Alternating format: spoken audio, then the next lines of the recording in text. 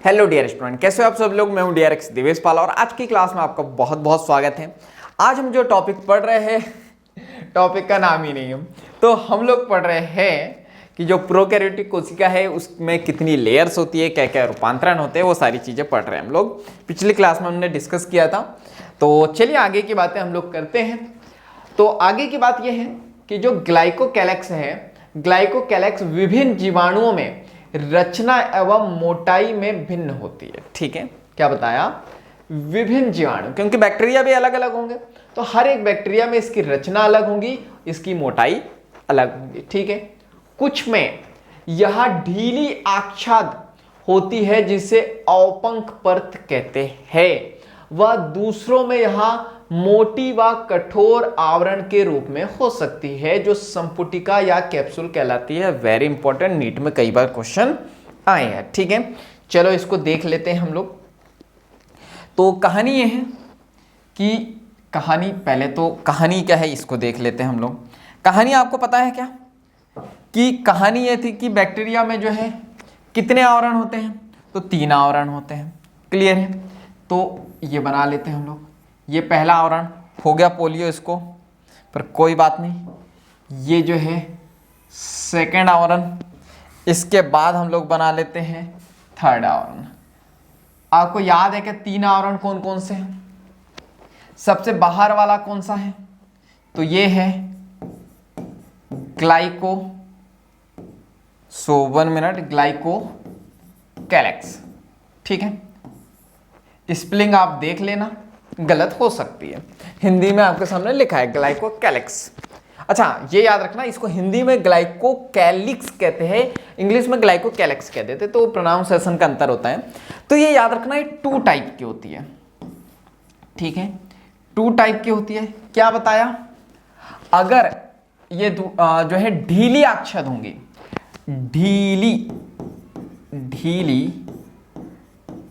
ढीली आच्छाद। अब इसका मतलब क्या है? ढीली आच्छाद का मतलब होगा अगर ये ढीला आवरण होगा, ठीक है, कमजोर आवरण होगा, तो इसको हम लोग क्या कह देंगे?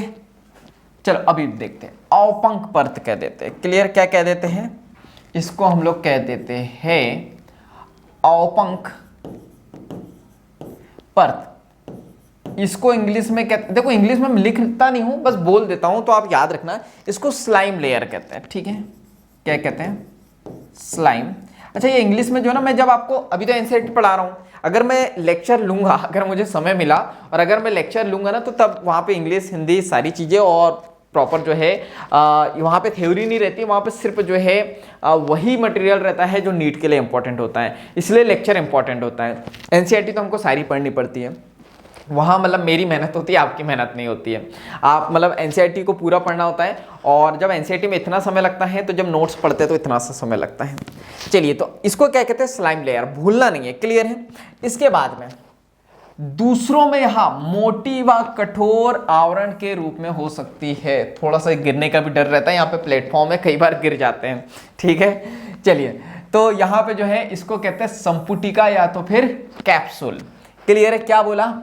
अगर ये यहां पे मोटी, अब जो भी मोटी होंगी, अगर उसको बुरा लगे तो मेरी कोई जवाबदारी नहीं है, क्योंकि एनसीईआरटी माता बोल रही है मोटी मोटी मोटी।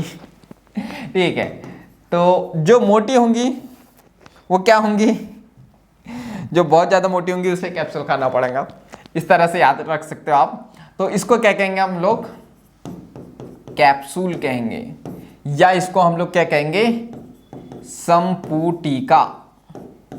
तो ये आपको नहीं भूलना है। क्लियर है?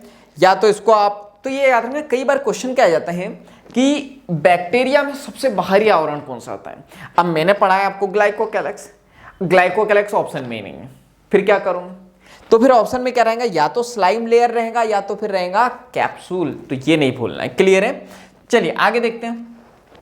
कोशिका भित्ति कोशिका के आकार को निर्धारित करती है, वह सशक्त संरचनात्मक भूमिका प्रदान करती है जो जीवाणु को फटने तथा निपादित होने से बचाती है।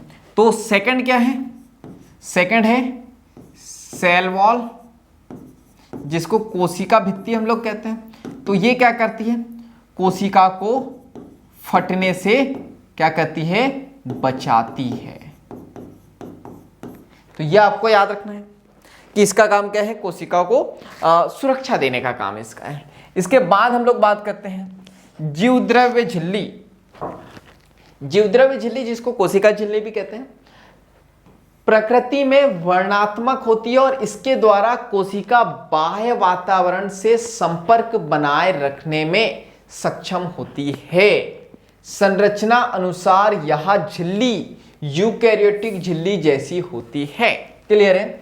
तो अब हम बात करते हैं ये वातावरण से। वातावरण का मतलब क्या है? देखो ये कोशिका झिल्ली है, तो मैंने बोला था यहां से फ्लैजिला भी जुड़ा होता है। तो ये जो कोशिका झिल्ली है, ये जो है कोशिका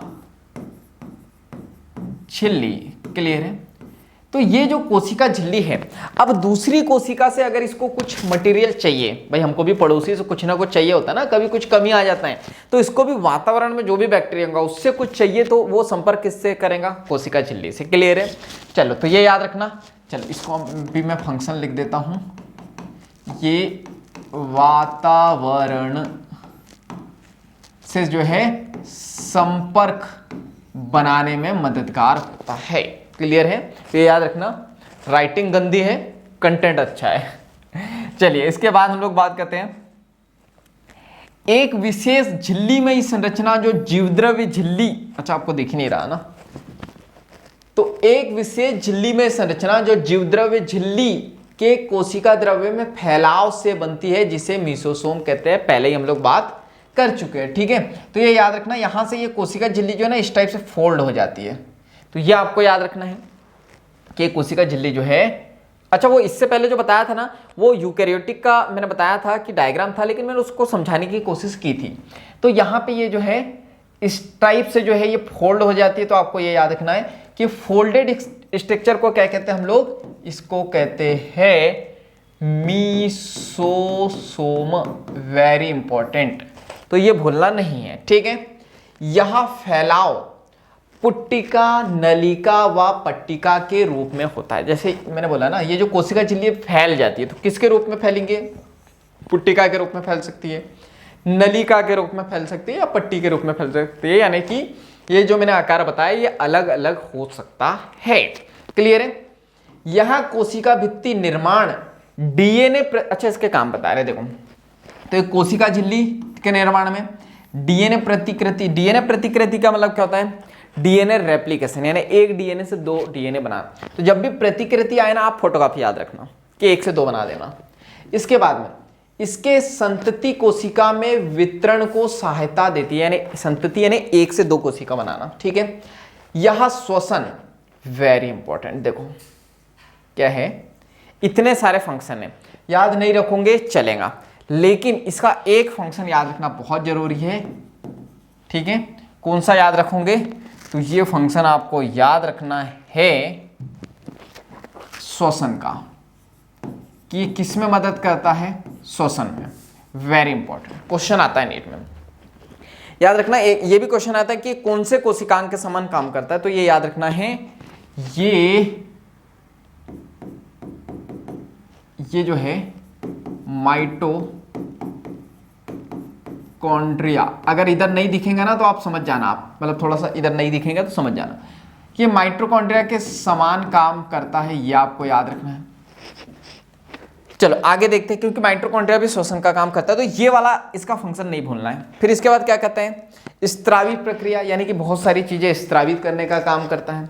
इसके बाद स्त्रावी के बाद में जीवद्रव्य झिल्ली के पृष्ठ क्षेत्र एंजाइम मात्रा को बढ़ाने में भी ये सहायता करता है। तो इतने सारे फंक्शन आप पढ़ सकते हो, जो इंपॉर्टेंट है नीट में आ सकता है वो मैं बता रहा हूं आपको। क्योंकि मीसोसोम का क्या याद रखना है? श्वसन। इसके बाद में कुछ प्रोकैरियोटिक जैसे कि नील हरित जीवाणु के कोशिका द्रव्य में झिल्ली में विस्तार होता है, जिसे वर्णकी लवक कहते हैं। वेरी इंपॉर्टेंट, क्या समझना है आपको? बैक्टीरिया हुआ, तो बैक्टीरिया में जो कोशिका चल रहेंगी, अगर इसमें विस्तार हुआ, इसमें ये फैलेगा तो क्या कहेंगे, मेसोसोम। लेकिन यहां पे किसकी बात कर रहे हैं हम लोग, नील हरित जीवाणु की। अगर इसमें होता है तो उसको फिर मीसोसोम नहीं कहेंगे, क्या कहेंगे, वर्णकी लवक कहेंगे। क्लियर है यहां तक के? तो इतनी बातें आपको यहां तक के याद रखनी है। क्या रहेंगी? तो फटाफट जो है आप स्क्रीनशॉट ले सकते हो। और अगर मैं प्लेटफॉर्म से गिरा और मेरा कदवा फूटा तो उसके जिम्मेदार आप होंगे, क्योंकि आपको स्क्रीनशॉट लेने के चक्कर में थोड़ा मैं ज़्यादा ही बाहर हो जाता हूँ। ठीक है, तो स्क्रीनशॉट आपने ले लिया। चलिए आगे देखते हैं। तो आगे कुछ कहानी थोड़ी सी बची हुई है, तो इसको हम लोग देखेंगे नेक्स्ट क्लास में। ठीक है, तो क्या करना है आपको पता ही है, जल्दी से जो है चैनल को सब्सक्राइब कर देना है, बेल आइकन को दबा देना है, ताकि कोई भी क्लास आपसे मिस ना हो सके, नोटिफिकेशन सबसे पहले आपको मिल जाए। और बहुत सारे लोगों तक के इस वीडियो को, इस क्लास को शेयर कर देना है, क्योंकि जब हम दूसरों की हेल्प करते हैं तो ये नेचर हमारी हेल्प करता है। बाकी हम लोग मिलेंगे इस तरह हंसते हुए, मुस्कुराते हुए, लाइफ में आगे बढ़ते हुए, कुछ नया नया सीखते हुए। जब तक के लिए thank you so much, bye bye and go for success.